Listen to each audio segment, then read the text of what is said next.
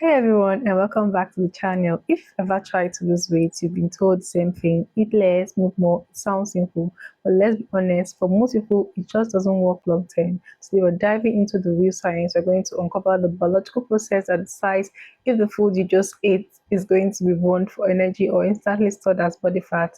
I call it the spike store pathway. Let's start with our food. When you eat something, especially things like bread, rice, pasta, or soda, your body breaks them down super fast into primary for glucose, which is just a fancy name for sugar. Now, all this glucose flows into your bloodstream. Think your bloodstream like a calm river. Suddenly, you just dumped a massive pile of sugar into it, causing a rapid rise, a huge glucose spike. Why is this a problem? High sugar in your bloodstream is toxic. The body views this spike as emergency. It's like a 911 call has just been placed. The body must get that sugar out of the body and fast. Who answers the emergency call? An organ called the pancreas. The pancreas releases a main character, a powerful hormone called insulin. Insulin's job is simple. It's the master storage key. It runs around the body and unlocks cells so that the glucose can go inside.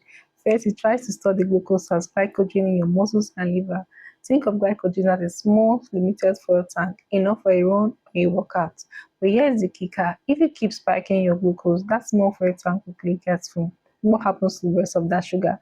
Insulin forces your liver to convert the excess sugar into fat called triglycerides, and then it drives the new fat straight into your fat cells for permanent storage. This is the most crucial part. Insulin is a two-way street. Not only does it help store fat, but when insulin levels are high, it acts like a lock on your fat cells. Imagine you want to burn your body fat for energy. You could be exercising for hours, but if your insulin is still high from that soda or bagel you had, your body cannot access the storage fat. It's locked away. So the secret to weight management isn't just counting calories, it's controlling the hormone that controls your fat storage. High insulin means storage mode on, low insulin means fat burning mode on. If you constantly eat food that causes massive spike, your body is constantly flooding the system with insulin. Eventually, your cells get tired of the constant signal and become insulin resistant. It's like hearing the same loud song all day. Eventually, you tune it out. The pancreas sees the sugar is still high and thinks, my key must be broken. So, what does it do? It pumps out even more insulin. This high chronic insulin, called hyperinsulinemia, knocks the fat cells even tighter, leading to faster weight gain and eventually total breakdown of the system, which is type 2 diabetes. This is the root cause, not just eating so much. So what should we eat to keep insulin low and keep that fat burning lock open? We want low spike foods. Firstly, yes please, focus on food that have fiber, fat and protein. Fiber is your friend. Eat lots of leafy greens, broccoli, avocados, nuts and berries. Fiber acts like a brake in your gut, slowing down how fast the glucose hits your blood.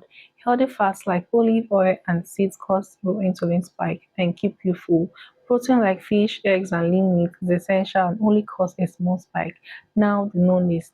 These are your high spike foods. Anything refined or sweetened, white bread, sugary cereals, fruit juice, which is just sugar water without the fiber, and of course candy and soda. They are an instant direct line to the spike store cycle. Remember, your body isn't a simple calculator, it's a complex system run by hormones.